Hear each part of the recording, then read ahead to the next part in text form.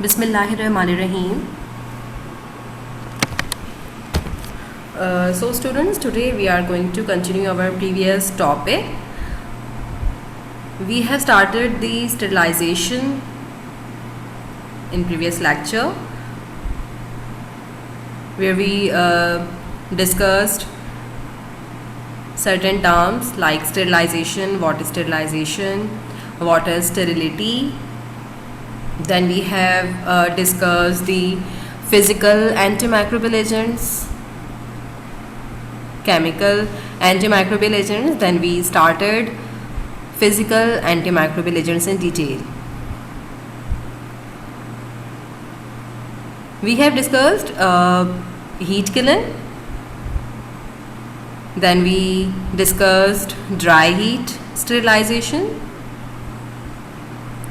And today we are going to start moist heat sterilization.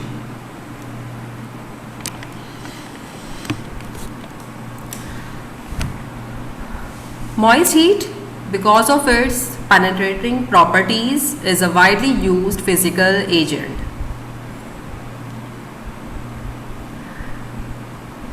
As compared to dry heat, moist heat has more penetrating power and it is commonly used physical agent.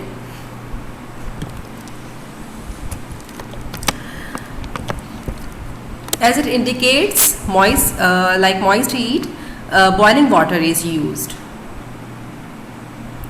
Boiling water destroys vegetative cells of most bacteria and fungi and inactivates some viruses. But it is not effective in killing all kind of spores. As name indicates, boiling water is used. If we are using moist heat term, boiling water is used. It destroys vegetative cells of most bacteria and fungi, and it also inactivates some viruses. But it is not effective in killing all kind of spores.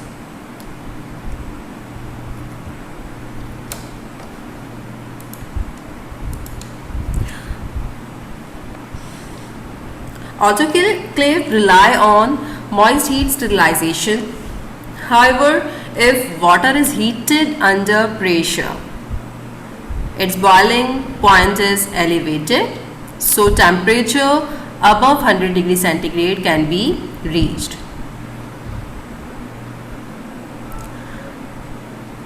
In moist heat sterilization, autoclave is the best example. You have used autoclave in microbiology lab as well. You are well aware of it, that which temperature is used and which pressure is used for sterilization purpose. If water is heated under pressure, means we are providing pressure, so its boiling point is elevated and its temperature reaches above 100 degree centigrade. This is normally accomplished by using an autoclave in which a pressure of 15 pounds is maintained for 15 to 20 minutes depending on the volume of the load. As moist heat, in moist heat sterilization, autoclave is the best example, where we used autoclave for sterilization purpose. And if we say that what is the phenomena of this method, so here water is heated under pressure. Pressure is used, water is heated under pressure, then its boiling point is elevated. As in case of autoclave, we give 15 pound pressure is used, and then temperature is achieved 121 degrees centigrade. So this is normally accomplished by using an autoclave in which a pressure of 15 pound is maintained for 15 to 20 minutes. And it depends upon the volume of the load. At this pressure, the temperature reaches 121 degrees centigrade, which is high enough to kill spores as well as vegetative organism and to disturb the structure of nucleic acids in viruses.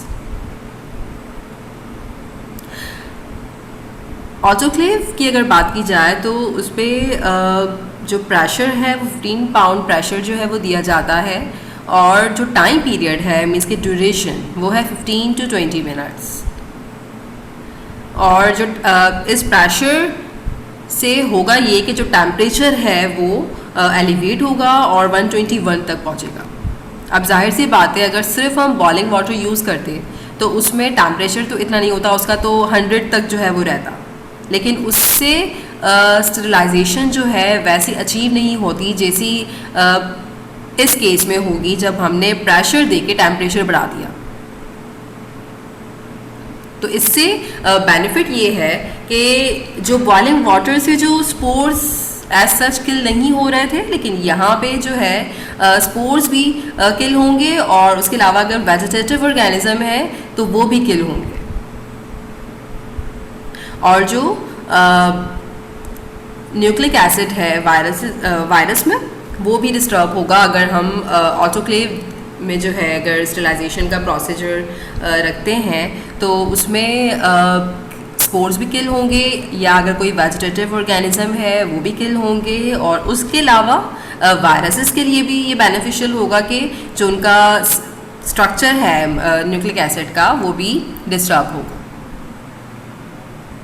तो ये बहुत ही commonly ये method जो है वो use किया जाता है, क्योंकि इसकी पेनिट्रेशन जो है पावर वो ज़्यादा है as compare to dry heat.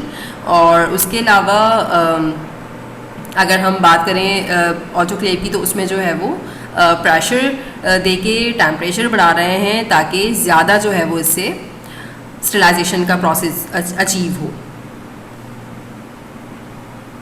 The Centers for Disease Control and Prevention recommends weekly autoclaving of a culture containing heat-resistant endospores to check autoclave performance. अब ऑटोक्लेव की परफॉर्मेंस चेक करने के लिए जो centre for disease control and prevention है वो ये recommend करता है कि वीकली जो है ऑटोक्लेव की परफॉर्मेंस जो है वो चेक की जाए, और जो मटेरियल है या स्टरलाइजेशन जो हमें देनी होगी वो कोई कल्चर लेके जिसमें जो है वो हीट रेजिस्टेंट एंडोस्पोर जो है वो प्रेजेंट हो। वो कल्चर जिसमें हीट रेजिस्टेंट एंडोस्पोर्स प्रेजेंट हो तो वो लिया जाएगा ताकि ऑटोक्लेव की परफॉर्मेंस चेक की जा सके।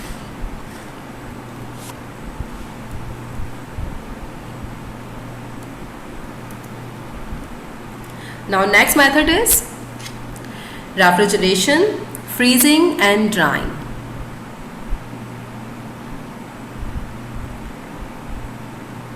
These are also included in physical antimicrobial agents. Just as high temperatures are effective for controlling microbial growth, exposing microbes to low temperatures can also be an easy and effective method of microbial control. जैसे हमने moist heat की बात की तो उसमें तो हमने temperature जो है वो बढ़ा दिया, वहाँ से जो है स्टरलाइजेशन का मेथड हमने देखा कि वहाँ पे किस तरह स्टरलाइजेशन जो है वो हो सकती है। लेकिन अगर हम बात करें लो टेम्परेचर की तो ये भी बहुत ही ईजी और इफ़ेक्टिव मेथड होता है माइक्रोबियल कंट्रोल के लिए।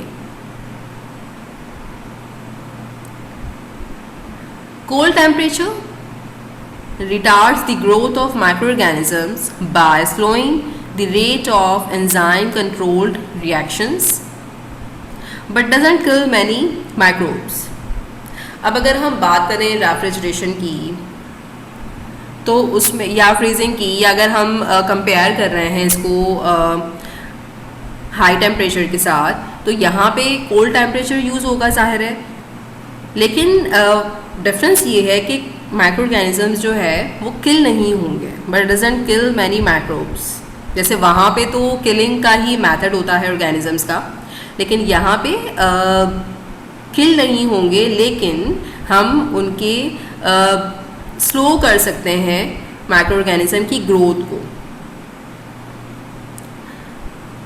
और किस तरह होगा ये? जब हम स्लो कर दें उसके एंजाइम कंट्रोल रिएक्शंस को, उसके रेट को। यहाँ पे हो ये रहा है कि अगर कॉल्ड टेम्परेचर यूज़ किया जा रहा है माइक्रोबियल कंट्रोल के लिए, तो इससे होगा ये कि जो rate of enzyme control reaction है वो स्लो हो जाएगा। इस तरह जो है वो माइक्रोबियल कंट्रोल अचीव कर सकते हैं हम, ताकि माइक्रो ऑर्गेनिजम्स जो हैं वो उनको कंट्रोल किया जा सके, but it doesn't kill many microbes. Heat is much more effective than cold at killing microorganisms. Difference तो आपको समझ आ चुका होगा कि इन दोनों में डिफरेंस क्या है। बेसिकली अगर हम हाई टेम्परेचर की बात करें या लो टेम्परेचर की बात करें, तो एक तो ये कि इसमें जो डिफरेंस है वो यही है कि वहाँ पे टेम्परेचर कौन सा यूज़ हो रहा है और यहाँ पे कौन सा टेम्परेचर यूज़ हो रहा है। और इसके अलावा दूसरा डिफरेंस तो यही है कि किलिंग अगर हमें देखनी है कि किलिंग का जो फेनोमेना है वो किस मेथड में ज़्यादा है, तो जो हीट का मेथड है उसमें माइक्रो ऑर्गेनिज्म जो है वो ज़्यादा किल होते हैं एज़ कम्पेयर टू रेफ्रिजरेशन और if you are using cold temperature.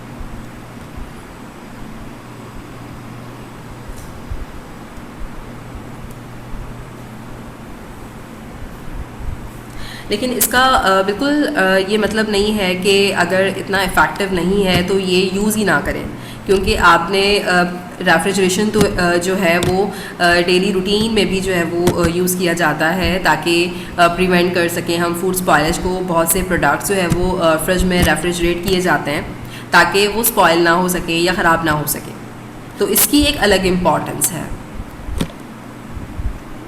Refrigeration is use to prevent food spoilage. अब हम बात करते हैं फ्रीजिंग एंड ड्राइंग की। Freezing and drying are used to preserve both foods and microorganism, but these methods do not achieve sterilisation. ये point हम पहले भी डिस्कस कर चुके कि स्टेरिलाइजेशन तो अचीव नहीं हो पाएगी, लेकिन हम प्रिजर्व कर सकते हैं। चाहे अगर हम फूड रख रहे हैं या माइक्रो ऑर्गेनिज्म अगर रिक्वायरमेंट है, तो उनको प्रिजर्व करने के लिए जो है वो फ्रीजिंग एंड ड्राइंग का मेथड जो है वो यूज़ किया जाता है।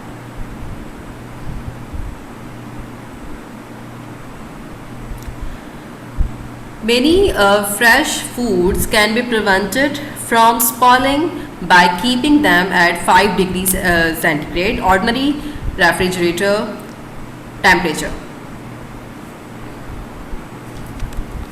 फ्रेश फूड्स की अगर बात की जाए, अगर हम उनको प्रिवेंशन के लिए ताकि वो स्पॉइल ना हो सके, तो उनके लिए जो है वो रेफ्रिजरेटर टेम्परेचर जो है वो देना होता है ताकि उनकी स्पॉइलेज को उनको स्पॉइल होने से रोका जा सके। तो वहाँ पे भी रेफ्रिजरेटर की इम्पॉर्टेंस है कि आप जो है वो उनको ताकि फूड ख़राब ना हो, उन स्पॉइल होने से उनको रोका जाए, तो उसके लिए जो है वो रेफ्रिजरेटर टेम्परेचर यूज़ होगा। Although freezing doesn't sterilise foods, it does significantly slow the rate of chemical reactions. Sterilization का मेथड जो है अचीव तो नहीं हो पाएगा जिस तरह अगर हम उनको कंपेयर करें हीट के प्रोसीजर से। तो यहाँ पे यही है कि अगर हमें प्रिजर्व करना है हमारे फूड आइटम्स को, तो वहाँ पे फ्रीजिंग या रेफ्रिजरेशन जो है उसका मेथड जो है वो आप दे सकते हैं। अच्छा, इसमें जो मेथड जो फेनोमेना है इसका वो ये है कि ये भी स्लो करेगा रेट ऑफ केमिकल रिएक्शंस को, ताकि माइक्रो ऑर्गेनिज्म जो है वो फूड को स्पॉइल ना कर सकें। Although freezing doesn't sterilise foods, it does significantly slow the rate of chemical reactions so that microorganisms do not cause food to spoil.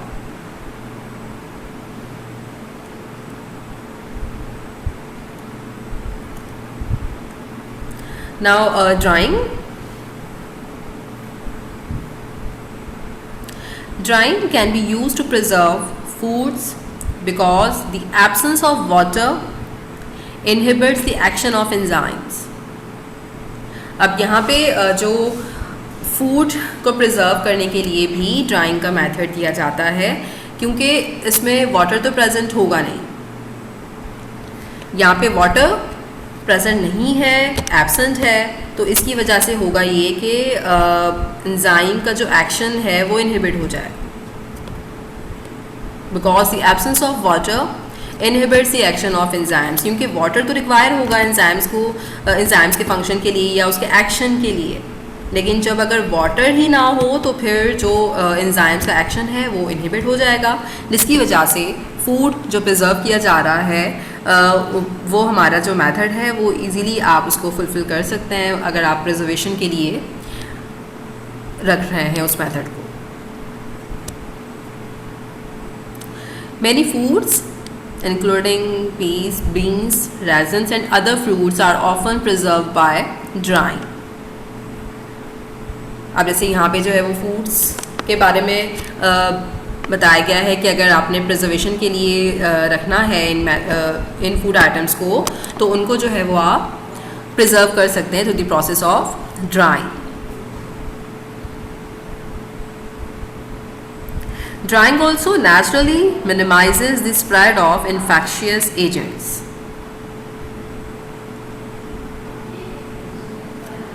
अब अगर वाटर ही एब्सेंट है तो ज़ाहिर है एक्शन जो एंजाइम का एक्शन है वो इनहिबिट हो रहा है, तो इनडायरेक्टली या डायरेक्टली जो है इसका इम्पैक्ट जो है वो उसके इन्फेक्शियस एजेंट के स्प्रेड होने पे आएगा. अब आपने पहले ही अगर ड्राइंग का मेथड जो है वो आप रख रहे हैं फूड को प्रिजर्व करने के लिए, तो उसकी वजह से होगा ये कि वाटर तो एब्सेंट है, इसकी वजह से फूड जो है वो स्पॉइल नहीं होगा और उसके अलावा इन्फेक्शियस एजेंट्स जो है वो जो उनका स्प्रेड है वो भी मिनिमाइज़ किया जा सकता है through the process of drawing.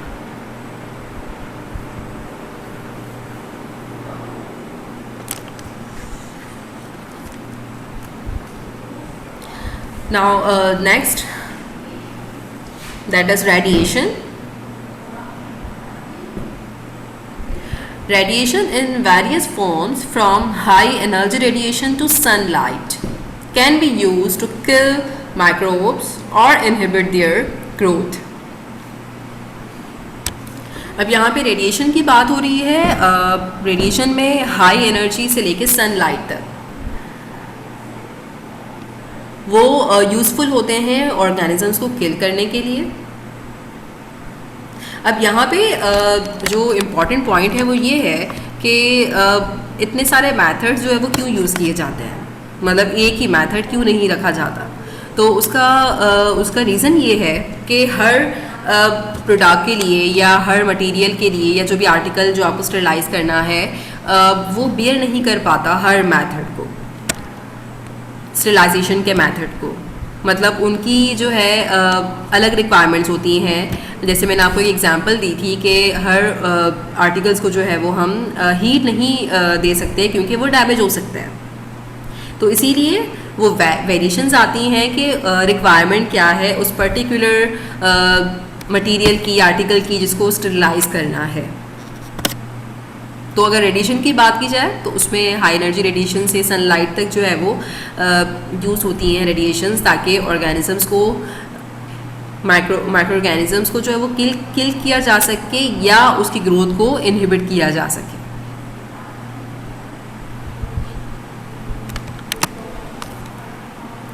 Four general types of radiations like ultraviolet light, ionizing radiations like X-rays, gamma rays and high energy electron beams, or microwave radiation and strong visible light can be used to control microorganisms and to preserve foods. यहाँ पे 4 general types हैं radiations की, जैसे ultraviolet light है, ionizing radiations है, microwave radiation है और strong visible light है. वो यूज़ की जाती है ताकि माइक्रो ऑर्गेनिजम्स को कंट्रोल किया जा सके और फूड को प्रिजर्व किया जा सके।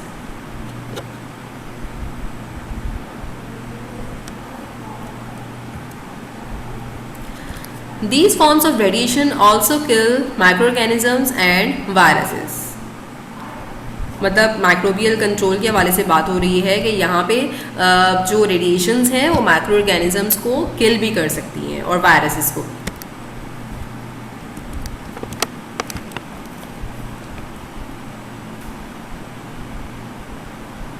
Ionizing radiation damages DNA and produces peroxides which act as powerful oxidizing agents in cells। अब यहाँ पे वो ऑर्गेनिजम्स को किल कैसे करेंगे, वो यहाँ पे जो डिस्कस किया जा रहा है उसके एक्शन के रेडिएशन जो है वो किस तरह हेल्पफुल होंगी डैमेज करने के लिए। तो बेसिकली जो आयोनाइजिंग रेडिएशंस हैं वो डीएनए को डैमेज करती हैं, जिसकी वजह से होगा ये कि वो पेरोक्साइड्स बनाएंगे, और अगर पेरोक्साइड्स बन गए तो वो क्या हैं, वो पावरफुल ऑक्सीडाइजिंग एजेंट्स होते हैं सेल्स में। तो इस तरह वो डीएनए को डैमेज करेंगे radiations. It is used to sterilise plastic, laboratory and medical equipment and pharmaceutical products. जितने भी plastic, laboratory and medical equipments होते हैं और फार्मास्यूटिकल प्रोडक्ट्स हैं, उनकी स्टेरिलाइजेशन के लिए जो है वो ये मेथड दिया जाता है, sterilisation from radiations.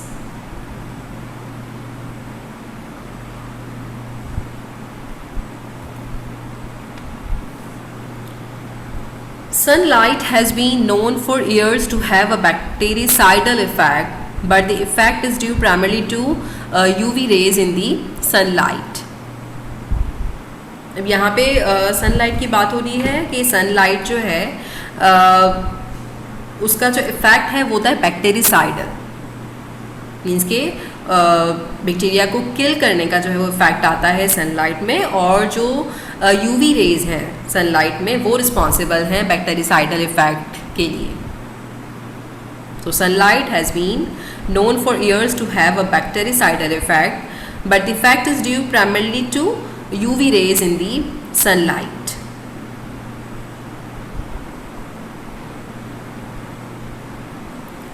Strong visible light, which contains light of wavelength from 400 to 700 nanometer, can have direct bactericidal effects by oxidizing light sensitive molecules such as riboflavin and porphyrins।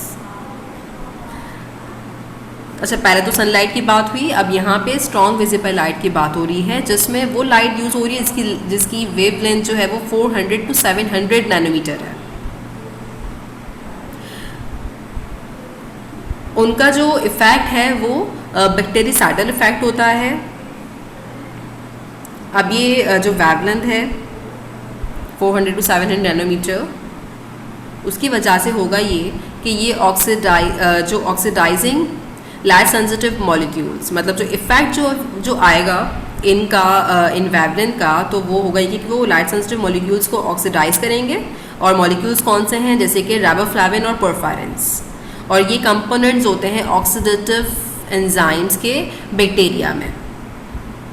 Riboflavin and porphyrins, they are components of oxidative enzymes. Bacteria में ये oxidative enzymes के components हैं,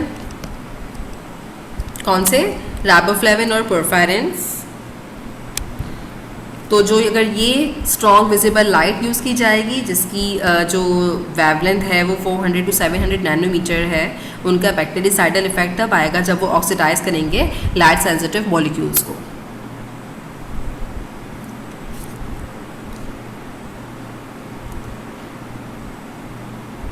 तो इस तरह जो है वो रेडिएशन से किस तरह माइक्रोबियल कंट्रोल हो रहा है वो हमने इन स्लाइड्स में देखा है। अब नेक्स्ट जो है वो है filtration.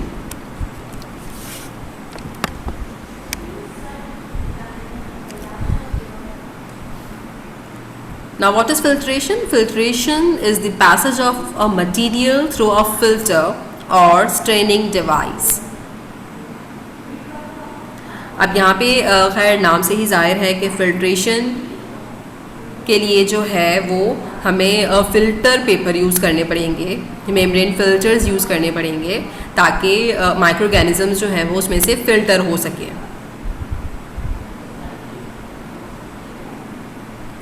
Sterilization by filtration requires filters with exceedingly small pores. अब यहाँ पे फिल्ट्रेशन में जो फिल्टर्स यूज़ किए जा रहे हैं वो उनका पोर साइज़ जो है वो स्मॉल होना चाहिए, क्योंकि अगर लार्जर पोर्स होंगे तो उससे तो ऑर्गेनिजम्स तो ईज़िली जो है वो उसमें से ट्रांसफ़र हो सकते हैं। अब चूँकि अगर हम बात करें ऑर्गेनिजम्स की तो उनका तो साइज़ जो है वो स्मॉल ही है, तो जाहिर है उनके लिए फिर हमें पोर्स भी जो हैं उनका वो स्मॉल ही हो, तभी फिल्ट्रेशन का मेथड जो है वो आप उसमें रख सकते हैं, इसके अलावा वो बेनिफिशियल नहीं होगा। So sterilization by filtration requires filters with exceedingly small pores.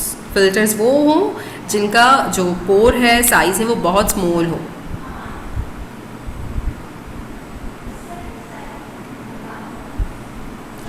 Filtration has been used since Pasteur's time to separate bacteria from media and to sterilize materials that would be destroyed by heat.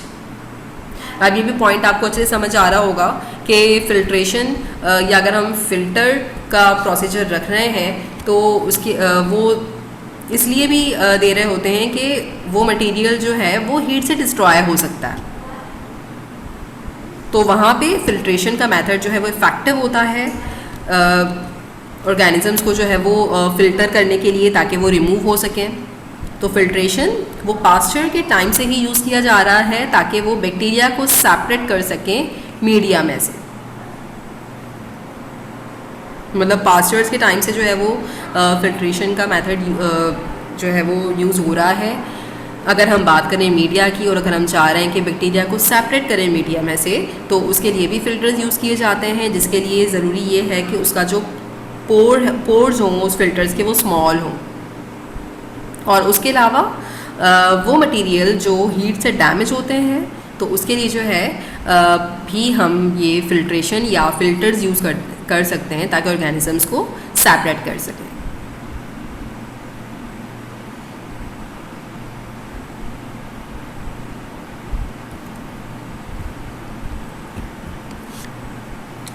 Membrane filters are used to sterilize materials likely to be damaged by heat sterilization.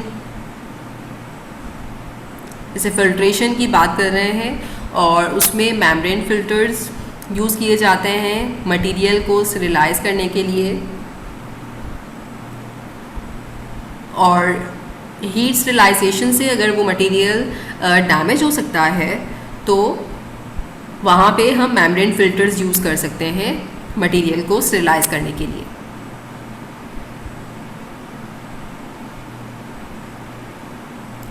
These materials include, अब ये materials जो हम कह रहे हैं कि जिनको हम फिल्टर कर सकते हैं तो उसमें मीडिया आ जाते हैं, special nutrients that might be added to media, जैसे स्पेशल न्यूट्रिएंट्स हैं जो मीडिया में ऐड किए जाते हैं,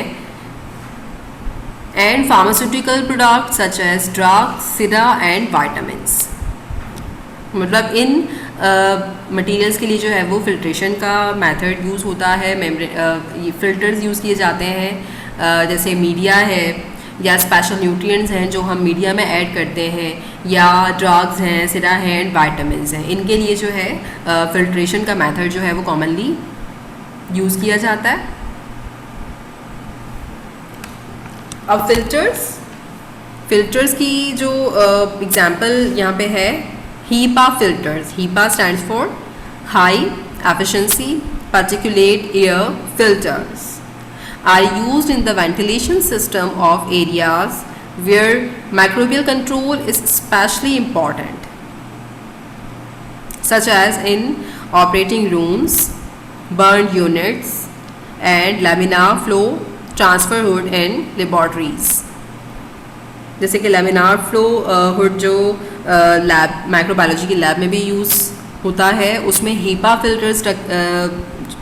फिल्टर प्रेजेंट होता है ताकि जो है वो वेंटिलेशन सिस्टम हो सके, जहाँ पे माइक्रोबियल कंट्रोल रिक्वायर है, जैसे कि ऑपरेटिंग रूम्स हैं, बर्न यूनिट्स हैं और लेमिनार फ्लो ट्रांसफ़र हुड्स हैं जो लेबॉर्ट्री में यूज़ होते हैं। तो वहाँ पे बेसिकली हीपा फिल्टर्स जो है वो यूज़ किए जाते हैं ताकि वेंटिलेशन सिस्टम के लिए, ताकि माइक्रो ऑर्गेनिज्म को कंट्रोल किया जा सके।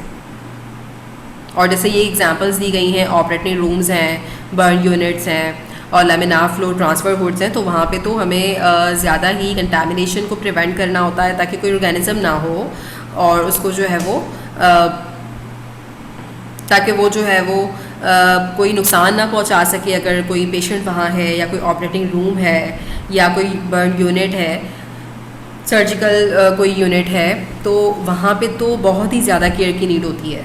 तो अगर हीपा फिल्टर्स वहाँ लगे हुए होते हैं तो वो पहले ही जो है वो ऑर्गेनिजम्स को एंटर होने से रोक रहे होते हैं। तो इसीलिए इसका भी बड़ा रोल है इन फिल्टर्स का माइक्रो ऑर्गेनिज्म को कंट्रोल करने के लिए।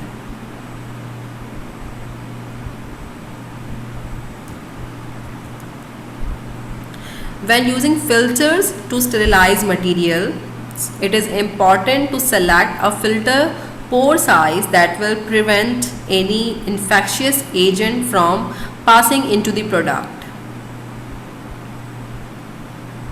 अब जिस भी मटेरियल को स्टेरिलाइज करना है तो ये इम्पॉर्टेंट है कि आप जो उसका पोर साइज़, जो फिल्टर पोर साइज़ है, उसको आप उसके अकॉर्डिंग रखें। ऐसा ना हो कि जो पर्पज़ है आपका कि ऑर्गेनिज़म जो है वो उसमें से रिमूव हो। हमारा तो ज़ाहिर ऑब्जेक्टिव ही यही होगा कि ऑर्गेनिज़म जो है वो उसको आप पहले ही फ़िल्टर करके उसको रिमूव कर दिया जाए।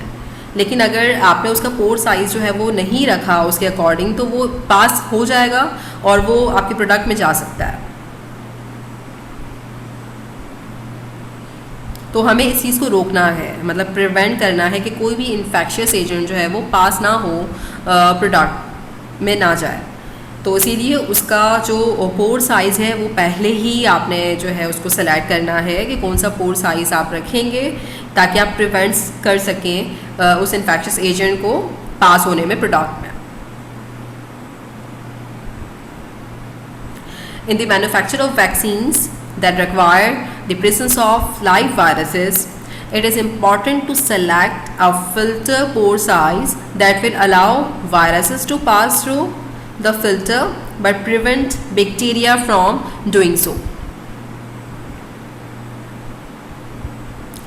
अब यहाँ पे जो है वो एक एग्जांपल दी गई है वैक्सीन्स की कि अगर कोई वैक्सीन की मैन्युफैक्चरिंग है और उसमें अगर कोई लाइव वायरस से जो है वो वैक्सीन बन रही है, तो उसके लिए भी पोर साइज़, जो फ़िल्टर पोर साइज़ है वो हमें ऐसा रखना होगा कि वो वायरस को तो पास कर सके लेकिन बैक्टीरिया को पास ना करे, उसको प्रिवेंट करे।